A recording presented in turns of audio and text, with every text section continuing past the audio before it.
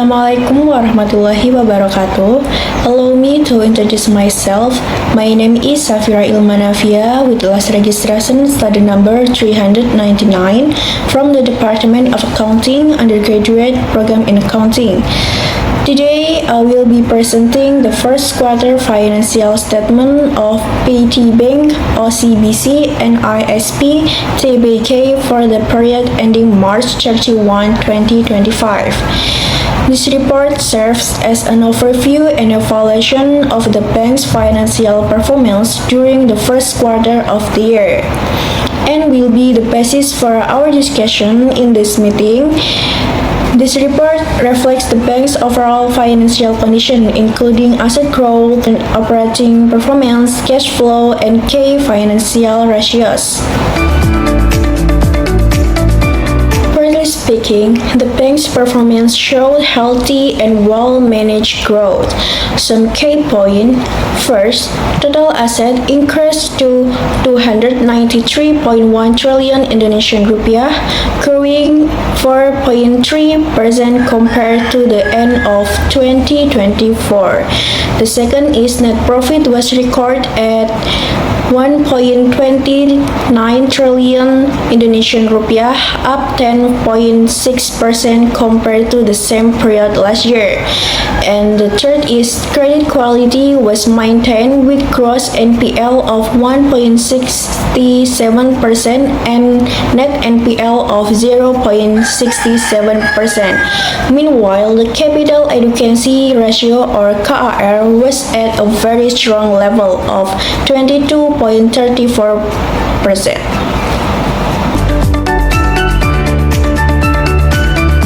As of March 31, 2025, the bank's balance sheet structure showed solid growth. First, total asset is 293.10 trillion Indonesia rupiah, up from 281.1 trillion Indonesia rupiah at the end of 2024. The significant increase came from an increase in placement with Bank Indonesian and securities. The second is on the asset side.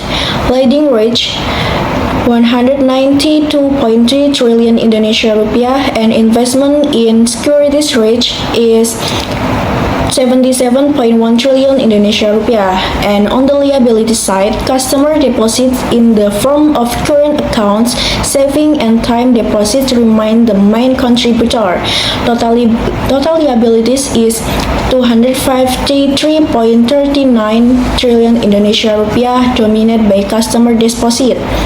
Equity was recorded 39.7 trillion, a slight decrease from the end of 2024 due to defined payment of 2.43 trillion, decrease due to dividend distributor of 2.43 trillion Indonesia rupiah. The next point is consolidated income statement during the first quarter of this year. First, net interest income increased to 2.72 trillion Indonesia rupiah, reflecting loan growth and cost of fund efficiency. And the second is operating expenses increase but remain manageable with POPO ratio at 69.12%, still efficient, also slightly up from 67.87% in the previous year. And as a result, net profit increased to 1.29 trillion Indonesia rupiah compared to 1.70 trillion Indonesia rupiah in the first quarter last year. Comprehensive income is 1.45 trillion Indonesia rupiah, or up 24% year of year.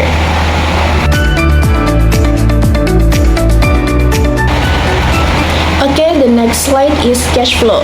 If we look from a cash flow perspective, first, operating activities generate positive cash flow of 11.7 trillion Indonesia rupiah, reflecting the bank's ability to generate cash from core activities. The second is investing cash flow, record an outflow of 5.1 trillion Indonesia rupiah. mainly for the purchase of securities. The third is financing cash flow recorded an outflow of 2.43 trillion Indonesia rupiah, which was entirely used for dividend payment. Overall, the bank's cash and cash equivalent position at the end of March increased to 23.4 trillion Indonesia rupiah. Okay, the next point is key financial ratios. Some key financial indicators that we can share. First, capital adequacy ratio or CAR remains strong at 22.34% and return on asset or ROA at 20.35% and return on equity or ROA at 12.93% and net interest margin or NIM at 4.40%, reflecting the efficient management of interest income.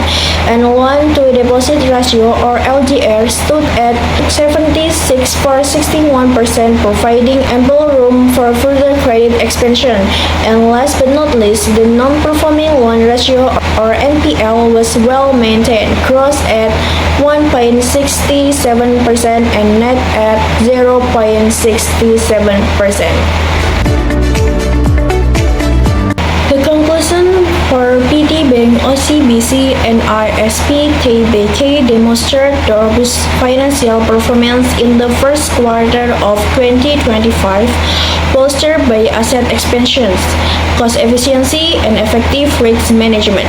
The bank, positioning robust fundamentals, is positioned to sustain its expansion in the upcoming quarter.